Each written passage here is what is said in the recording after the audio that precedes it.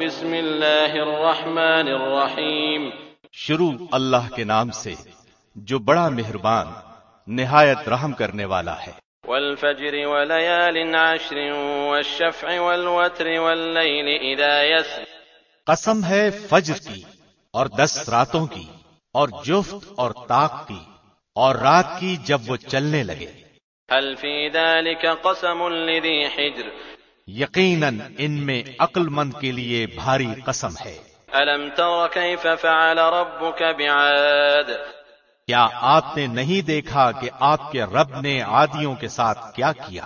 ارم ذات العماد، ستونوں والے ارم کے ساتھ، التي لم يخلق مثلها في البلاد، جس کی مانند کوئی قوم ملکوں میں پیدا نہیں کی گئی۔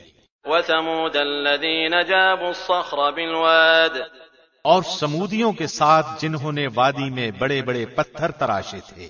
وفرعون ذي الاوتاد، اور فرعون کے ساتھ جو میخوں والا تھا۔ الذين طغوا في البلاد، ان سب نے شہروں میں سر اٹھا رکھا تھا۔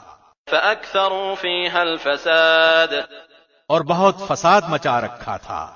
فصب عليهم ربك سوط عذاب، آخر تیرے رب نے ان سب پر عذاب کا کوڑا برسایا۔ ان ربك لبالمرصاد، یقیناً تیرا رب گھات میں ہے۔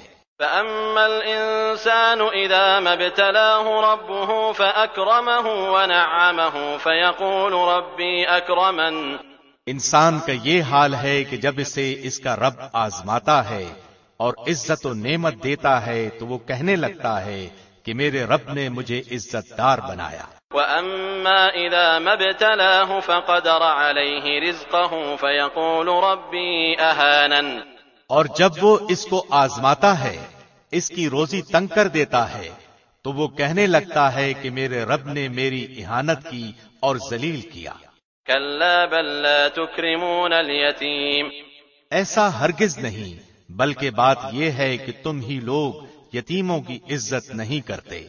ولا تحاضون على طعام المسكين، اور مسکینوں کو کھلانے کی ایک دوسرے کو ترغیب نہیں دیتے۔ وتأكلون التراث أكلا لما، اور مردوں کی میراث سمیٹ سمیٹ کر کھاتے ہو۔ وتحبون المال حبا جما، اور مال کو جی بھر کر عزیز رکھتے ہو۔ كلا إذا دكت الأرض دكا دكا، یقیناً جس وقت زمین کوٹ کوٹ کر برابر کر دی جائے گی۔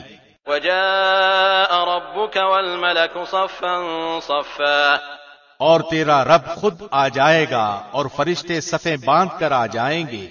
وجيء يومئذ بجهنم يومئذ يتذكر الإنسان وأنى له الذكرى، اور جس دن جہنم بھی لائی جائے گی اس دن انسان کی سمجھ میں آئے گا، مگر آج اس کے سمجھنے کا فائدہ کہاں۔ يقول يا ليتني قدمت لحياتي، وہ کہے گا کاش کہ میں نے اپنی اس زندگی کے لیے کچھ پیش کی سامان کیا ہوتا۔ فيومئذ لا يعذب عذابه أحد، پس آج اللہ کے عذابوں جیسا عذاب کسی کا نہ ہوگا، ولا يوثق وثاقه أحد، نہ اس کی قید و بند جیسی کسی کی قید و بند ہوگی۔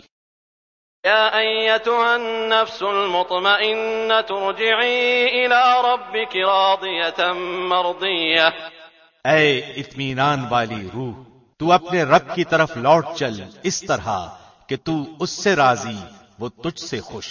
فادخلي في عبادي وادخلي جنتي، بس میرے خاص بندوں میں داخل ہو جا اور میری جنت میں چلی جا۔